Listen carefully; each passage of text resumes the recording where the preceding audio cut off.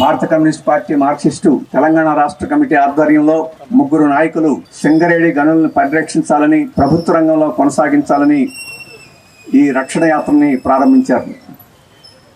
ఇది వారి ముగ్గురు కోసం, భారత కమ్యూనిస్ట్ పార్టీ మార్క్సిస్ట్ కోసం నిర్వహిస్తుంది కాదు.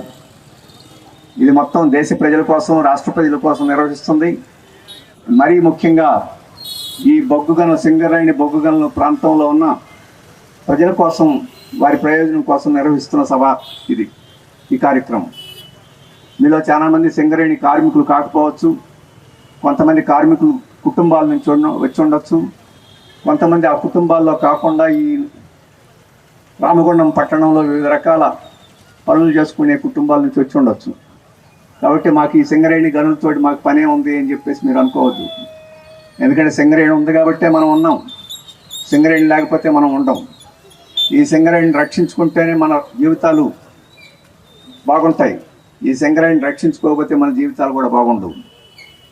ఇక్కడ పెద్దలు చెప్పారు, ఈ సింగరేణి చుట్టుపక్కల చాలామంది పేదలు 4-5 చోట్ల ఇళ్ల స్థలాలు కావాలని కొన్ని జాగాల్లో పాకలు వేసుకొని, గుడిసెలు వేసుకొని, అక్కడ మాకు ఇళ్ల స్థలాలు ఇవ్వండి, వీటిలో మేము నివసిస్తామని చెప్పేసి ఆందోళన చేస్తున్నామని చెప్పేసి కూడా చెప్పారు. మరి ఆ రకంగా పేదలు, ఇళ్ల స్థలాలు కూడా లేని పేదలు వేల సంఖ్యలో ఈ ప్రాంతంలో ఉండుంటారు. వారికి ఇళ్ళు కావాలి, వారికి స్థలాలు కావాలి, ఇళ్ళు కావాలి అని కోరుతున్నాం. ఈ సింగరేణి గనులు ప్రభుత్వ రంగంలో ఉంటేనే వాళ్ళకి స్థలాలు వస్తాయి, ఇళ్ళు వస్తాయి. ఈ సింగరేణి గనులు ప్రైవేటీకరణ అయిపోతే మీరు ఆక్రమించుకున్న స్థలాలు కూడా ప్రైవేట్ వాళ్ళు కొట్టేస్తారు. మనకి అడగడానికి కూడా ఎక్కడ జాగాలు మిగలకుండా చేసేస్తారు. అందుకని ఈ సమస్య మనకు సంబంధం లేదని చెప్పేసి ఎవరు అనుకోవద్దు. ఈ రామగుండం పట్టణంలో వీధిలో అడుక్కునే వ్యక్తి దగ్గర నుంచి అందరికీ ఈ సంస్థతో ముడిపడి ఉంది. ఎవరు బ్రతకాలన్నా ఈ సంస్థ బాగుండి ప్రభుత్వ రంగంలో ఉంటేనే జరుగుద్ది. అందుకని మనం అందరం ఇది మన సమస్యగా భావించి ఆ రంగంలో పనిచేస్తున్నామా, ఆ గనుల్లో మనం బొగ్గు తవ్వుతున్నామా లేదా అనే దానితో నిమిత్తం లేకుండా, లేదు ఎన్టీపీసీలో ఉన్నామా లేకపోతే ఇంకో చోట పనిచేస్తున్నామా అని నిమిత్తం లేకుండా మనం ఈ సమస్యను అర్థం చేసుకోవాలని మాకు మిమ్మల్ని కోరుతున్నాను. మీకు అందరికీ తెలుసు, సింగరేణి కార్మిక గనుల్లో మొత్తం కొత్తగూడెం నుంచి ఇక్కడ దాకా కలుపుకొని లెక్కల ప్రకారం 75,000 మంది పనిచేస్తున్నారు. అంటే 75,000 కుటుంబాలు. కుటుంబానికి ముగ్గురు వేసుకున్న దాదాపు 2.5 లక్షలకు పైగా ఈరోజు ప్రజలు దీని మీద ఆధారపడి బ్రతుకుతున్నారు. ప్రత్యక్షంగా, పరోక్షంగా వాళ్ళ కోసం వాహనాలు నడిపేవాళ్ళు, వాళ్ళ కోసం దుకాణాలు నడిపేవాళ్ళు, వాళ్ళ ఇంట్లో పనిచేసేవాళ్ళు, వాళ్ళకి నీరు సరఫరా చేసేవాళ్ళు, రోడ్లు ఊడ్చేవాళ్ళు, వీళ్ళందరినీ కలుపుకుంటే కొన్ని లక్షల కుటుంబాలు ఈరోజు సింగరేణి కాలరీస్ మీద ఆధారపడి బ్రతుకుతున్నారు. మరి అటువంటి వాళ్ళు జీవితాలు ఈరోజు కేంద్ర ప్రభుత్వం బీజేపీ ఇక్కడ అధికారంలో ఉంది, ఇక్కడ రాష్ట్ర ప్రభుత్వం కాంగ్రెస్ అధికారంలో ఉంది. ఈ ప్రభుత్వాలు తీసుకునే నిర్ణయాల మీద వీరందరి జీవితాలు ఆధారపడి ఉంటాయి. ఎందుకంటే ఈరోజు ప్రభుత్వ రంగంలో కాలరీ నడుస్తుందంటే ఇక్కడ ఈ ప్రభుత్వానికి మన వాళ్ళు ఇచ్చిన లెక్కల ప్రకారం ఈ సింగరేణి కాలరీస్ వచ్చిన దగ్గర నుంచి 50,000 కోట్ల రూపాయలు ఈ సింగరేణి గనులు వాళ్ళు మన రాష్ట్ర ప్రభుత్వానికి అద్దె చెల్లించారు, పన్ను చెల్లించారు 50,000 కోట్ల రూపాయలు. ఆ 50,000 కోట్ల రూపాయలు రాష్ట్ర ప్రభుత్వానికి వచ్చినాయి కాబట్టే ఈరోజు ఆ డబ్బును ఖర్చు పెట్టి కొన్ని కాకపోతే కొన్ని పనులన్నా రాష్ట్ర ప్రభుత్వం చేయగలుగుతుంది. రేపు ఏ ప్రైవేట్ వారికో ఈ గనెప్ప చెప్తే వారు ఆ పన్ను చెల్లించకుండా ఎగ్గొడితే దిక్కు కూడా లేదు. ఈ ప్రభుత్వం వాళ్ళని చేయగలిగింది కూడా ఏం లేదు. అలాగే ఈ రాష్ట్ర ప్రభుత్వం ఈ సింగరేణి గనులకి 30,000 కోట్ల రూపాయలు చెల్లించాల్సింది బకాయి పడింది. ఎందుకంటే రాష్ట్ర ప్రభుత్వం నిర్వహించే ఈ విద్యుత్ కంపెనీలకి ఇక్కడ నుంచి బొగ్గు వెళ్ళుద్ది. ఆ బొగ్గుకి రాష్ట్ర ప్రభుత్వం డబ్బులు చెల్లించాలా. మన విద్యుత్ కంపెనీ జెన్కో డబ్బులు చెల్లించలేదు 30,000 కోట్ల రూపాయలు. అయినా కానీ అది ప్రభుత్వమే, ఇది ప్రభుత్వమే కాబట్టి ప్రజలకు విద్యుత్ సరఫరా కావాలి కాబట్టి మీరు ఏమి అనకుండానే అప్పు చెల్లించకపోయినా ఇప్పటికీ బొగ్గు తోలుతానే ఉన్నారు. రేపు ఇదంతా ప్రైవేట్ వాళ్ళకి పోతే, ఈ గనులన్నీ ప్రైవేట్ వాళ్ళకి పోతే ఏం చేస్తారు? మాకు డబ్బు చెల్లిస్తే మీకు బొగ్గు వస్తుంది, లేకపోతే ఆపేస్తామని చెప్తారు. ఈ బొగ్గు అంతా ఆపేస్తే ఈ జెన్కో ఉత్పత్తి కేంద్రాలన్నీ మూతపడిపోతాయి. ఆ ఉత్పత్తి కేంద్రాలన్నీ మూతపడిపోతే మనకు విద్యుత్ సరఫరా అనేది ఉండదు. మరి అటువంటి పద్ధతిలో రేపు ప్రభుత్వం వాళ్ళకి ప్రైవేట్ రంగానికి ఇచ్చి మన విద్యుత్ రంగాన్ని ఇంకా సంక్షోభంలో నెట్టి మన కరెంటు కూడా లేకుండా చేసుకునే పనులు మనం చేస్తామా, లేకపోతే ఇది ప్రభుత్వ రంగంలో రక్షించుకుంటామని చెప్పేసి కూడా మనం ఆలోచన చేయాల్సిన అవసరం ఉంది. ఇది కాకుండా ఎంత అప్పు పడినా కానీ సింగరేణి మళ్ళీ లాభాల్లో నడుస్తుందని మన వాళ్ళు చెప్తున్నారు. మరి ఆ లాభాల్లో వచ్చింది కూడా ఇక్కడ సింగరేణి పట్టణానికి మున్సిపాలిటీకి పన్నుల రూపంలో చెల్లిస్తుంది. ఆ పన్నుల మూలంగా అనేక సౌకర్యాలు ఇక్కడ ఏర్పాటు చేసుకోగలుగుతున్నాం. ఇటువంటి బంగారు గుడ్లు పెట్టే బాతుని ఈరోజు మనకు ఉపయోగపడకుండా ఎవరో ఎక్కడి నుంచి వచ్చే ప్రైవేటు వాడికి ఇచ్చేసి, అది కూడా కారు చౌకగా ఇచ్చేసి వాడు దాన్ని కోసుకొని ఆ గుడ్లని కోడిని మొత్తాన్ని తినే పరిస్థితి ఈరోజు మనం సృష్టించుకోవాలా, లేకపోతే మనం రక్షించుకోవాలని చెప్పేసి మనం ఆలోచన చేయాలి. అందుకనే ఇటువంటి పరిస్థితి మనకి రాకుండా ఉండాలి అని చెప్పేసి మనం కోరుకుంటున్నాం. ఇదంతా ఎందుకు ఈరోజు రక్షణ ఇప్పుడు అత్యవసరంగా మనం చేసాం. ఎందుకు చేసామంటే ఈ మధ్య హైదరాబాద్లో ఒక హోటల్లో కేంద్ర ప్రభుత్వంలో ఉండే బొగ్గు గనుల శాఖ మంత్రి కిషన్ రెడ్డి గారు, మన ఇక్కడ కాంగ్రెస్ ప్రభుత్వంలో డిప్యూటీ చీఫ్ మినిస్టర్గా ఉండే బట్టి విక్రమార్క గారు ఒక హోటల్లో ఈ బొగ్గు గనులన్నింటినీ కొన్ని బ్లాకుల్ని వేలం వేసేదానికి ఒక మీటింగ్ పెట్టారు. మేము వేలం వేయబోతున్నాం అంటే ప్రైవేట్ వాళ్ళు వచ్చి దాన్ని కొనుక్కోవచ్చు, దాన్ని కొనుక్కోవడానికి వీలైన వేలం వేస్తున్నామని చెప్పేసి అక్కడ ప్రకటించారు. ఇక్కడ శ్రావణపల్లి అని చెప్పేసి ఒక ప్రాంతంలో ఒక గనిని వేలం వేస్తారట. ఇంతకుముందే కొత్తగూడెం దగ్గర కోయగూడెం అనే చోట, సత్తుపల్లి అనే చోట రెండు సింగరేణికి సంబంధించిన బలాల్లో ఉండే బొగ్గు గనుల్ని వేలం పెట్టేశారు. ఇప్పుడు శ్రావణపల్లిని వేలం పెట్టేస్తున్నారు. దీన్ని ఆపకపోతే ఇంకో దాన్ని వేలం పెడతారు. ఇక్కడ ఇంకా 2-3 చోట్ల ఉన్నాయట, వాటిని కూడా వేలం పెట్టేస్తారు. ఇవన్నీ వేలాలు అయిపోయిన తర్వాత ఏది మిగులుద్ది? ఇప్పుడున్న గనులు మిగులుతాయి. రామగుండం 1, రామగుండం 2, అలాగే ఇప్పుడున్న అండర్ గ్రౌండ్ మైన్స్, లేకపోతే మందమర్రి, బెల్లంపల్లి, ఈ గనులన్నీ మిగులుతాయి.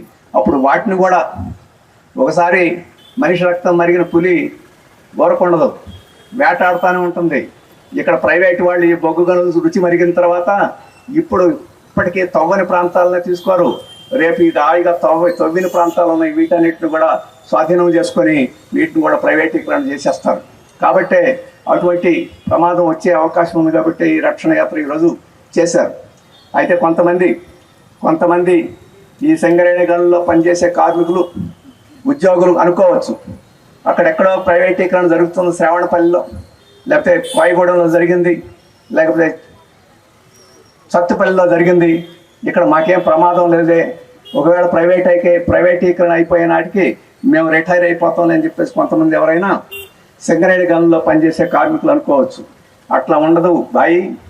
ఇది ప్రైవేటీకరణ వాడి చేతిలో అవ్వగానే మీ జీవితాలు కూడా ప్రైవేటీకరణ అయిపోతాయి. ఈ సింగరేణి గనులందరినీ మిమ్మల్ని బేడ పెట్టి బయటికి తరిమేస్తారు. ఇది పరిస్థితి. అందుకనే మాకేం ప్రమాదం లేదనుకోవద్దని చెప్పేసి వాళ్ళకి విజ్ఞప్తి చేస్తున్నాం. ఇప్పటికే ప్రైవేటీకరణ అయింది. విమానాలు, ఇండియన్ ఎయిర్లైన్స్ ఇంతకుముందు ప్రభుత్వం నడిపేది. ఆ ఇండియన్ ఎయిర్లైన్స్ తాతావారికి అమ్మేసింది ప్రభుత్వం. తాతావారు ఇండియన్ ఎయిర్లైన్స్ తీసుకున్న వెంటనే ఏం చేశారు? ఈ పైలట్లని, మీరు కొంతమంది అయినా విమానం ఎక్కితే విమానం నడిపే వాళ్ళు పైలట్లు ఉంటారు, లోపల మనకు కాఫీలు టీలు ఇచ్చేవాళ్ళు ఉంటారు, ఎయిర్ హోస్టెస్. వాళ్ళలో సగం మందిని మీరు వెళ్ళిపోతారా తీసేయమంటారా అని చెప్పేసి వాళ్ళని ఇంటికి సాగనంపే పని చేశారు. ఒకవేళ నువ్వు ఒక్కడ ఉండదలుచుకున్నావా, జీతం తగ్గించుకో, నీకు డిఏ తగ్గించుకో, నీకు అలవెన్సులు తగ్గించుకో అని చెప్పేసి అటన్నిటిని తగ్గించేశారు. ఒకసారి ప్రైవేటీకరణ అయితే మీకు జీతభత్యాలు ఉండవు, ఉన్నయే తగ్గిపోతాయి. తర్వాత మాకు కావాలంటే ఎవడు ఇచ్చేవాడు ఉండవు. ఇప్పుడు సింగరేణి కోల్ మైన్స్లో మన యూనియన్లను అడుగుతుంటాయి, కారుణ్య నియామకాలు ఇవ్వండి అని. కారుణ్య నియామకాలు, మేము ముసలాళ్ళం అయిపోయి మేము రాజీనామా చేస్తాం, మా ఇంట్లో కొడుక్కో బిడ్డకో ఎవరికో ఇవ్వండి అని చెప్పి అడుగుతుంటే కొంత ఇస్తూ ఉంటుంది. రేపు కారుణ్యం లేదు, ఏం లేదు, దారుణమే ఉంటుంది, మెడబెట్టి బయటికి గెంటడమే ఉంటుంది, ఇంకోటి ఏమీ ఉండదు. అటువంటి పరిస్థితి మనం తెచ్చుకుందామని చెప్పేసి మనం అడగాల్సిన అవసరం ఉంది. ఈ సింగరేణి కార్మికులకి కొంత ఆరోగ్య సౌకర్యాలు ఉన్నాయి, హాస్పిటల్ ఉంది. ఇంకా అంతకన్నా పెద్ద జబ్బు వస్తే ఎక్కడన్నా కార్పొరేట్ ఆసుపత్రికి రెఫర్ చేస్తారు. రేపు ఈ సింగరేణి ప్రైవేటీకరణ అయిపోతే ఎవడు నీ ముఖం చూసేవాళ్ళు, నువ్వు సచ్చినా కానీ దిక్కు లేకుండా పట్టించుకునే పరిస్థితి ఉండదు. నిన్న కిషన్ రెడ్డి గారు ఒక లెక్క చెప్పారు. ఈ మధ్యకాలంలో గత 2 ఏళ్లలోనూ 3 ఏళ్లలో ఈ సింగరేణి కాలనీలో యాక్సిడెంట్లు అయినాయి. ఆ యాక్సిడెంట్లో 70-80 మంది చచ్చిపోయారని చెప్పేసి లెక్కలు చెప్పారు. ఈ సింగరేణి కాలనీస్ ప్రభుత్వ రంగంలో ఉన్నాయి కాబట్టి చచ్చిపోయిన కార్మికులకి దురదృష్టవశాత్తు యాక్సిడెంట్లు అవుతున్నాయి. ఆ యాక్సిడెంట్లో చనిపోతున్నారు. వారి ప్రాణాలు కోల్పోవడం అనేది అందరికీ మనకు బాధ కలుగుద్ది. కానీ ప్రాణాలు కోల్పోయిన వారిని రక్షించుకోవాలి, వారి కుటుంబాలను రక్షించుకోవాలి, వారికి నష్టపరిహారం చెల్లించాలి, వారిని ఆదుకోవాల్సిన అవసరం ఉంటుంది. ఇప్పుడు సింగరేణి గనులు ఈరోజు ప్రభుత్వ రంగంలో ఉన్నాయి కాబట్టి వారికి నష్టపరిహారం కానీ వారి పిల్లలకి ఉద్యోగాలు వాటిని డిమాండ్ చేసి సాధించుకొని వారికి కొంత మేర చేయగలుగుతున్నాం.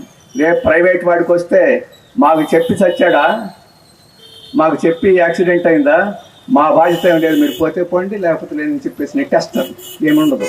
రేపు ప్రైవేట్ వాడికి ఆ రకంగా తీసుకొచ్చి మనకి ఈ రకమైన నష్టాలు తెచ్చుకోవాలని చెప్పేసి వారిని ఆలోచన చేసుకోవాల్సిన అవసరం ఉంటుంది.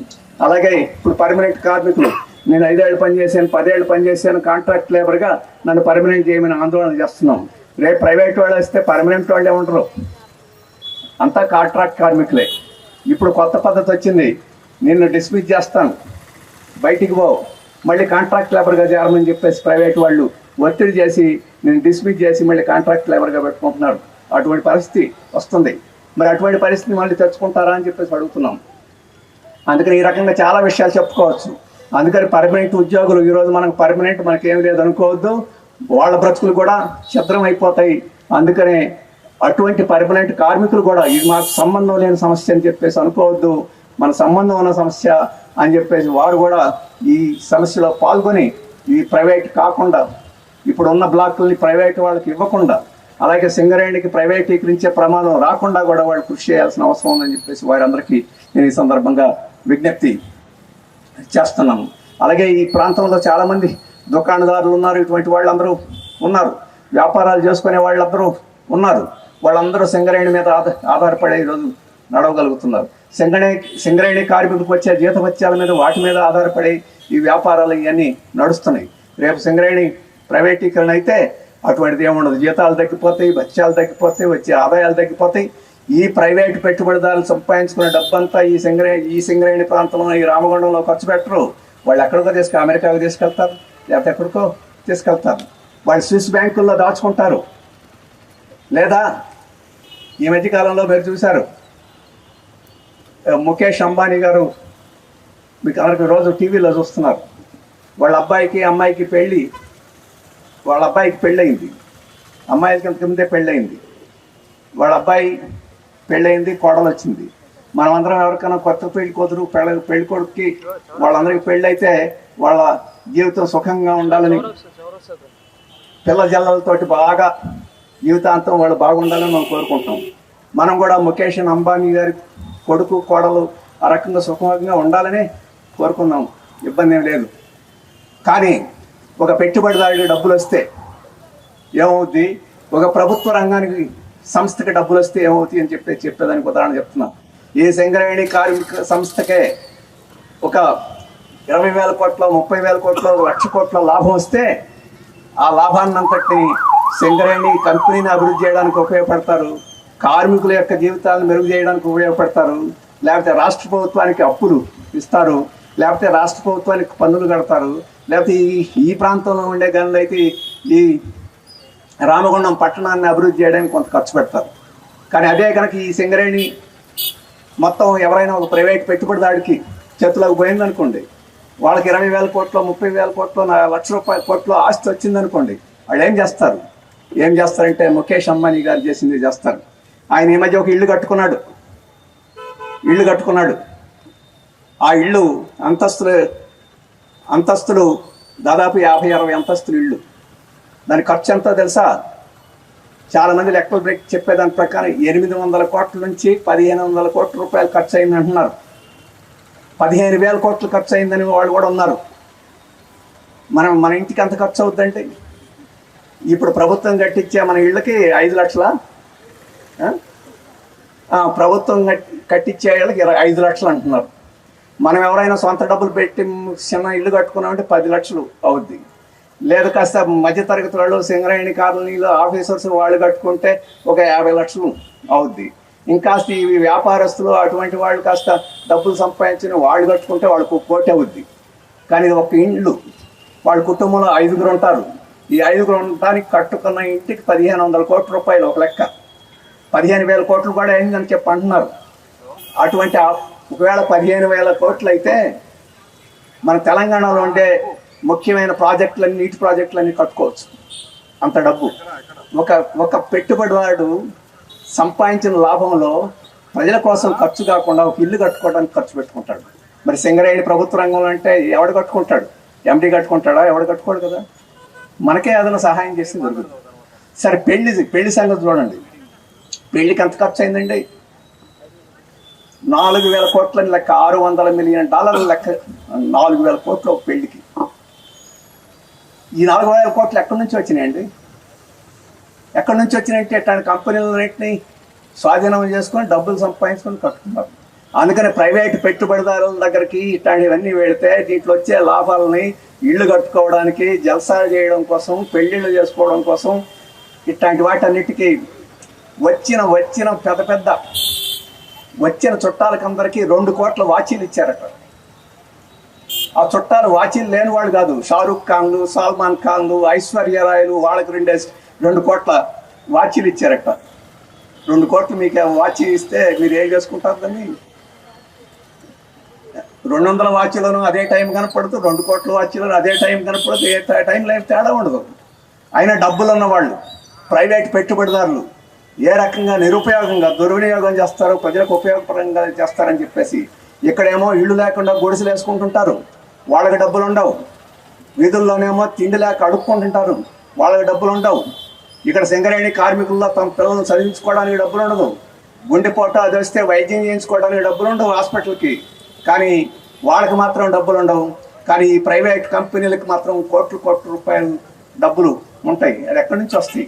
ఈ ప్రైవేట్ ప్రభుత్వ రంగంలో ఉండే సంస్థలన్నింటినీ, ప్రభుత్వ భూముల్ని, ప్రభుత్వ గనుల్ని, ప్రభుత్వ గాలిని, వీటన్నిటినీ సులభంగా స్వాధీనం చేసుకొని ఈరోజు ఆ రకంగా బతకగలుగుతున్నారు. ఏమండి పెళ్ళి ఇప్పుడు మన సినిమాలో చూస్తుంటాం, దేవుడి దగ్గరకు పోయి ఒక పసుపు తాడు కట్టేసి పెళ్ళి అయిపోయిందంటాం. అది పెళ్ళి కాదండి. 5,000 కోట్ల రూపాయలు ఖర్చు పెడితేనే పెళ్ళా? వాళ్ళు ఖర్చు పెట్టుకున్నారు, సరే. ఎవరి డబ్బది? ఎవరబ్బ సొమ్ము? మన సొమ్ముని తీసుకెళ్ళి వాళ్ళు జల్సా చేస్తుంటే మనం ఎందుకు ఒప్పుకోవాలి? సింగరేణి కాలనీ యాజమాన్యం అట్లా జల్సా చేయగలరా? చేయలేదు. ఎందుకు చేయలేదంటే అది ప్రభుత్వ రంగంలో ఉంది కాబట్టి. అందుకని ప్రభుత్వ రంగంలో ఉంటేనే దాని మీద వచ్చే లాభాలన్నీ ప్రజల కోసం ఖర్చు అవుతాయి, మన కోసం ఖర్చు అవుతాయి. లేకపోతే చాలా దుర్వినియోగం అవుతుంది, వాళ్ళు జల్సాలు చేయడానికి ఉపయోగపడుతుంది అని చెప్పేసి మీ దృష్టికి నేను తీసుకొస్తున్నాను.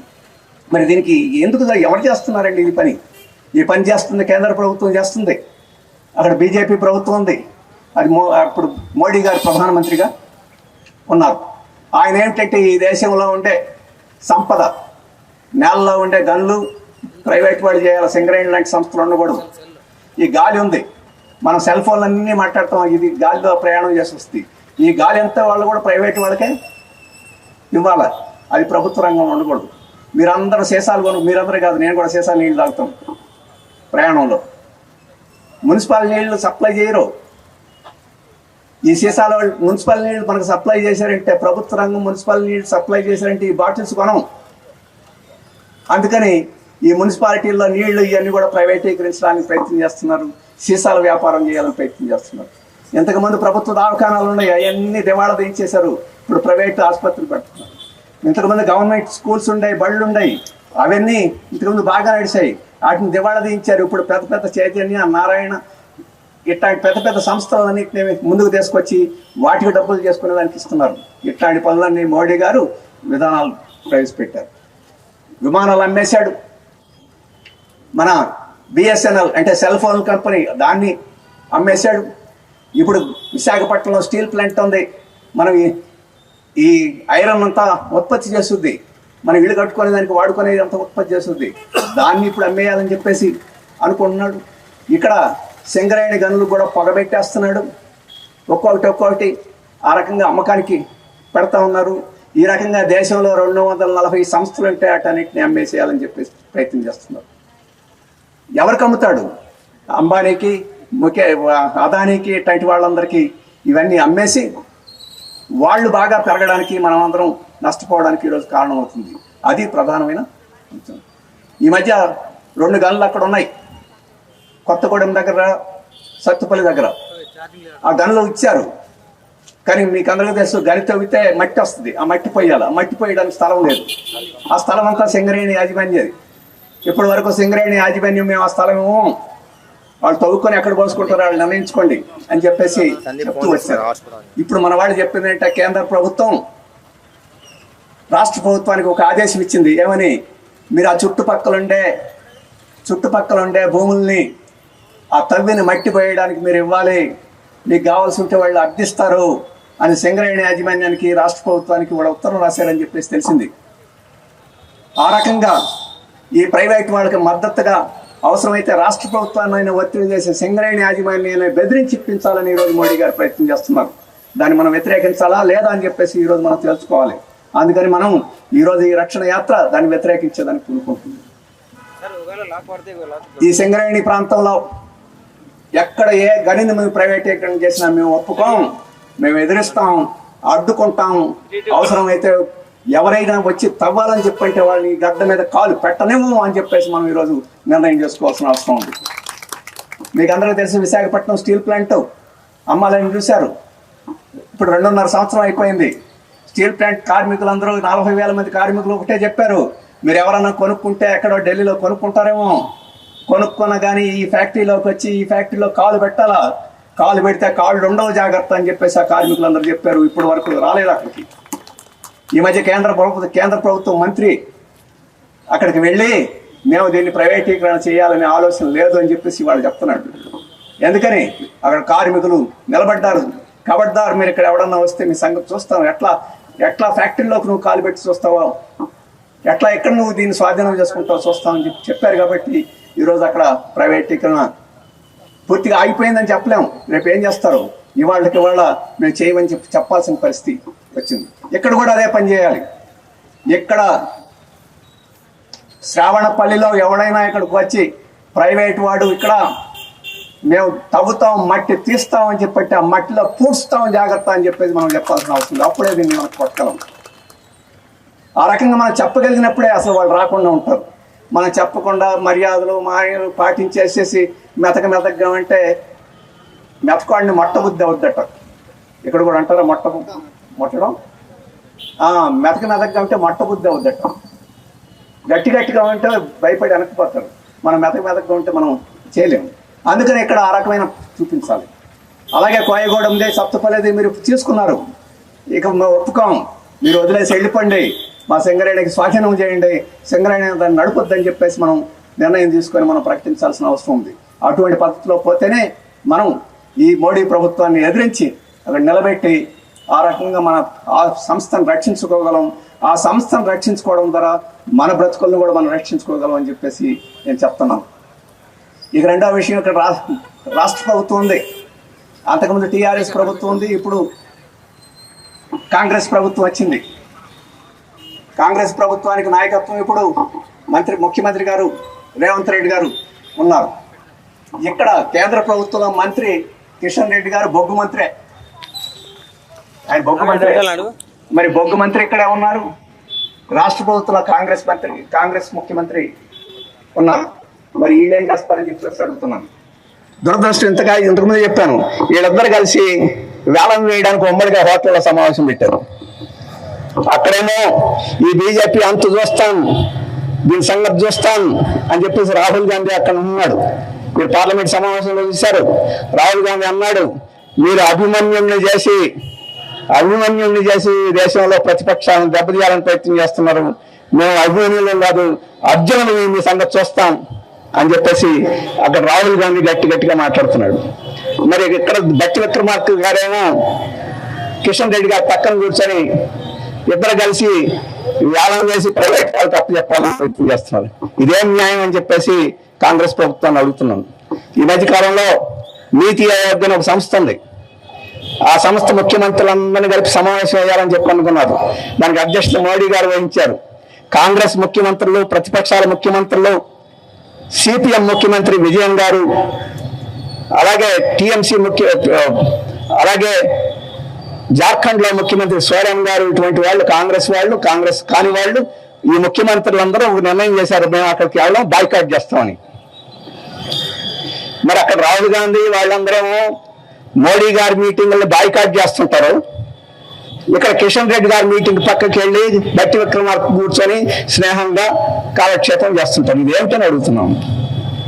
మీరు ఇక్కడ ఎదిరించి పోట్లాడతారా బీజేపీని, లేకపోతే వాళ్ళతోటి సయోధ్యగా స్నేహంగా ఉంటారా అని చెప్పేసి అడుగుతున్నాను. ఇక్కడ ఈ రాష్ట్ర ప్రభుత్వం ఈ సింగరేణి, ఈ శ్రావణపల్లిని బాక్ని ప్రైవేటీకరించడానికి అనుకూలమా కాదా చెప్పాలని. ఈ మధ్య కిషన్ రెడ్డి గారు పార్లమెంట్ చెప్పారు, రాష్ట్ర ప్రభుత్వం ఒక ఉత్తరం రాసింది, ఈ శ్రావణపల్లి మీరు ప్రైవేటీకరించొద్దు, మాకే ఇవ్వండి అని చెప్పి ఉత్తరం రాసిందని చెప్పాడు. మరి రాష్ట్ర ప్రభుత్వం ఉత్తరం రాసి ఉంటే నిన్ననే శాసనసభ సమావేశాలు పూర్తయిపోయింది. ఎప్పుడు దాకా? అర్ధరాత్రి 2 గంటల దాకా జరిగిందంట శాసనసభ సమావేశాలు. ఉపన్యాసాల మీద ఉపన్యాసాలే చేస్తారు. కానీ శ్రావణపల్లి మీరు ప్రైవేటీకరించొద్దు, మా రాష్ట్ర ప్రభుత్వం ఉండాలి అనే ఒక్క వాక్యం తీర్మానం చేయడానికి ఎంత టైం పట్టుద్దండి? 5 నిమిషాలు కూడా పట్టదు కదా. మరి ఈ శాసనసభలో ఎందుకు తీర్మానం చేయలేదని అడుగుతున్నాం. ఎందుకు తీర్మానం చేసి, మా శాసనసభ తీర్మానం చేస్తుంది, మేము ఒప్పుకోం, మీరు చేసేదానికి లేదు, మేము అంగీకరించమని చెప్పేసి ఒక తీర్మానం చేసి కేంద్ర ప్రభుత్వానికి పంపితే అప్పుడు ఈ శ్రావణపల్లి ప్రైవేటీకరణ కాకుండా ఆగుద్ది. మీరు ఎందుకు పంపలేగలుగుతున్నాం? మీ చిత్తశుద్ధి ఏంటని అడుగుతున్నాం.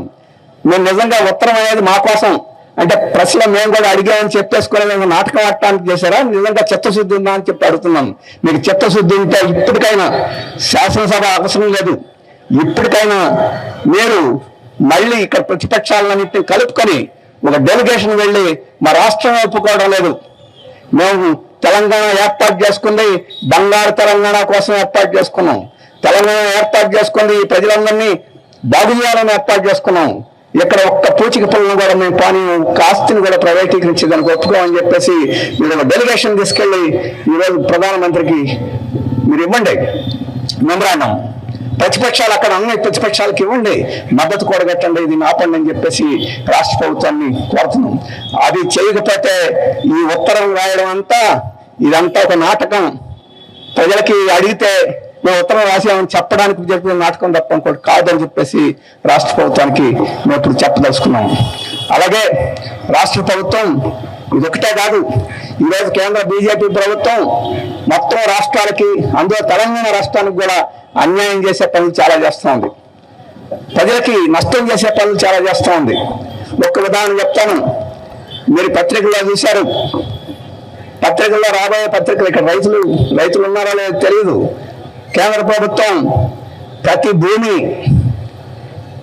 భూమిలో ఉండే పార్సల్ అంటాం, అంటే ప్రతి మొక్కని, ఆ మొక్కకు ఒక నంబర్ ఇస్తారు. మీకు అందరికీ నంబర్లు ఉన్నాయా? మీ పేర్లు లేకపోవచ్చు కానీ నంబర్ మాత్రం గ్యారెంటీ ఉంది. మీ ఆధార్ నంబర్ ఉందా? మీ పేర్లు అక్కర్లేక మీరు ఆ నంబర్ వేసుకుంటే చాలు, మీరు ఎవరో తెలిసిపోద్ది. అట్లా మన అందరికీ నంబర్లు ఇచ్చారు. ఈ భూములకు కూడా నంబర్లు ఇస్తారు. ఈ మొక్కకి నంబర్, ఈ మొక్కకి నంబర్, ఈ మొక్కకి నంబర్. మీరు ఏ మొక్క ఎక్కడ ఉందో వస్తట. ఆ మొక్కకి నంబర్ ఇచ్చిన మనకేం గొడవ లేదు. మరి నీ మొక్కకి నాకు నంబర్ ఇస్తే, నీ మొక్క ఉంటుంది అక్కడ, దానికి ఆ నంబర్ ఇస్తే, ఇది భూమి లేకుండా చేస్తే రేపు జరగబోయేదే మనం ఇప్పుడు ఈ ఇళ్ల స్థలాలు వేసుకోవడానికి ఇది ప్రభుత్వ జాగా అని చెప్పి మనం వాళ్ళందరం ఇళ్ల స్థలాలు వేసుకొని మాకు ఇవ్వండి, ఈ ప్రభుత్వం ఇవ్వండి మనం చెప్తున్నాం. రేపు అక్కడ ఏ బీవీ రాఘవ్ పేరు మీద నంబర్ ఇచ్చేసి తీసుకొస్తారు, ఇది నాకు ఇచ్చారు నంబర్, మీరు పొమ్మండి అని చెప్పేసి మనల్ని నెట్టేస్తారు. చాలా మంది పేదవాళ్ళకి ఇంతకు ముందు ప్రభుత్వాలు పట్టాలు ఇచ్చినాయి, బీఫారం పట్టాలు ఇచ్చినాయి. రేపు ఏ పేరు మీద వాళ్ళ మొక్క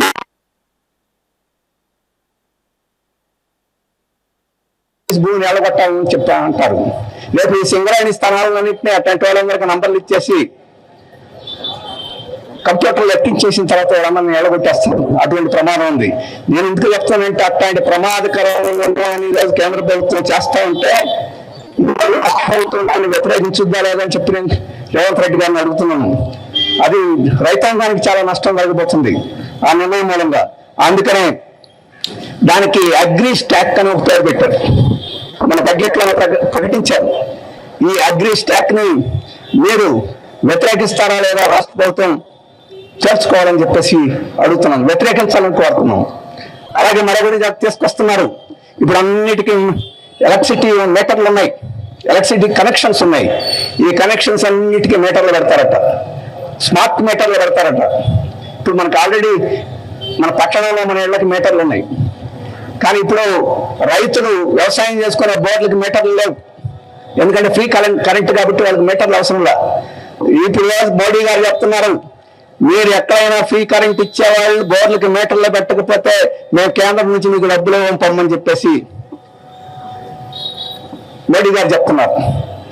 మరి ఈరోజు ఇక్కడ కాంగ్రెస్ ప్రభుత్వం మేము మీటర్లు పెట్టాం, మీ దిక్కున్న చోట చెప్పుకో, నేను అబ్బకు చెప్పుకో అని చెప్పేసి మోడీ గారితో చెప్తారా లేదని చెప్పేసి అడుగుతున్నాం. విజయన్ గారు చెప్పారు కేరళలో, ఇంకా చాలా రాష్ట్రాల్లో చాలా ప్రభుత్వాలు మేము రైతులకు మీటర్లు పెట్టాం, ఫ్రీ కరెంట్ ఇస్తున్న తర్వాత మీటర్లు అవసరం ఏంటి అని చెప్పేసి ఇప్పటికే చెప్తున్నారు. మరి మోడీ గారు చెప్పిన మాట రేవంత్ రెడ్డి వింటాడా లేకపోతే కాదని ఎదురు తిరుగుతాడా? కాంగ్రెస్ వాళ్ళు ఎదురు తిరగాలని చెప్తున్నారు కదా బీజేపీకి. మరి ఎదురు తిరుగుతాడా లేకపోతే మోడీ చెప్పినట్టు వింటాడా అని చెప్పేసి కూడా తెలుసుకోవాల్సిన అవసరం ఉంది. ఇది దీని లాంటిదే, సింగరేణి ప్రైవేటీకరణ లాంటిది కూడా అదే. ఎందుకని మీటర్లు పెడతారు? మీరు రైతులకు కదా మీటర్లు కదా అని చెప్పి అనుకోవద్దు. రేపు మోడీ గారు ఏం చెప్పారంటే, మన కరెంటు సప్లై అంతా ఇప్పుడు ప్రభుత్వం చేస్తుంది, ఎలక్ట్రిసిటీ డిపార్ట్మెంట్ ఉంది, ఈ ఎలక్ట్రిసిటీ డిపార్ట్మెంట్ ఎత్తేస్తాడు. సింగరేణి ఎత్తేసినట్టే ఈ ఎలక్ట్రిసిటీ డిపార్ట్మెంట్ ఎత్తేసి ఈ ఎలక్ట్రిసిటీ సప్లై అంతా పెద్ద పెద్ద పెట్టుబడిదారులకు అమ్మేస్తారట. రేపు మీకు ఎలక్ట్రిసిటీ ఈళ్ళు కాదు వచ్చేది, రేపు అంబానీ మనుషులో, అదానీ మనుషులో, మహేంద్ర మనుషులో, బిర్లా మనుషులో వాళ్ళు వచ్చి మీ దగ్గర వసూలు చేస్తారు. వాళ్ళు గోల్డ్ ఓడగొట్టి వసూలు చేస్తారు. ఏమైనా బకాయి వేస్తే ముందు మీటర్లు దిగి పక్కన పడేస్తారు. అలాగే రోజువారీ ఇష్టం వచ్చినట్టు ఛార్జీలు పెంచుకుంటారు. మీకు కరెంట్ ఉందా లేదా వాడికి అవసరం లేదు, వాడికి డబ్బులు ఇస్తున్నావా లేదా అని ముఖ్యం. అటువంటి పరిస్థితి రాబోతా ఉంది. ఈ మీటర్ల గొడవ అది. మరి ఆ మీటర్లు ఈరోజు ముఖ్యమంత్రి ఎదిరిస్తాడా లేదో తెలుసుకోవాల్సిన అవసరం ఉంది. అందుకని విద్యుత్తును కూడా ప్రైవేటీకరిస్తారట. విద్యుత్ ప్రైవేటీకరిస్తే రాష్ట్ర ప్రభుత్వానికి డబ్బులు ఇస్తానంటున్నారు మోడీ గారు. మన పసిపిల్లలు ఆ మారం చేస్తే ఏం చెప్తాం? కొద్దిగా దళపు మొక్కిస్తాం. మారం మానేసిన తర్వాత దళపు మొక్కి మళ్ళీ ఇంకంతే సంగతులు. అట్లాగే ఈరోజు మోడీ గారు రాష్ట్ర ప్రభుత్వాన్ని ఒత్తిడి చేసి ప్రైవేటీకరించేదానికి ఈరోజు ప్రయత్నం చేస్తున్నారు. అంతేగా ఇప్పుడు ఆర్టీసీ బస్సులు తిరుగుతున్నాయి. ఇందాక అడిగాను, ఇక్కడ రామగుండంలో డిపో ఉందని మన ఆర్టీసీ మిత్రుడు చెప్పాడు. ఇప్పుడు డిపోలు, ఉద్యోగాలు, మేము రాష్ట్ర ప్రభుత్వ ఉద్యోగులు అని చెప్పి చెప్పుకోవడాలు ఏముండవు. విమానాలు ప్రైవేటైజ్ చేసినట్టే ఈ బస్సులన్నింటినీ ప్రైవేటీకరణ చేయమంటున్నాడు మోడీ గారు. అంటే ట్రాన్స్పోర్ట్ సెక్టర్ అంతా, రవాణా రంగం అంతా ప్రైవేట్ వాళ్ళకి ఇవ్వాలి. మీకు అందరికీ తెలుసో లేదో, మేము విద్యార్థులుగా ఉండేటప్పుడు ఈ రాష్ట్రంలో అంతా ప్రైవేట్ బస్సులే ఉండేవి.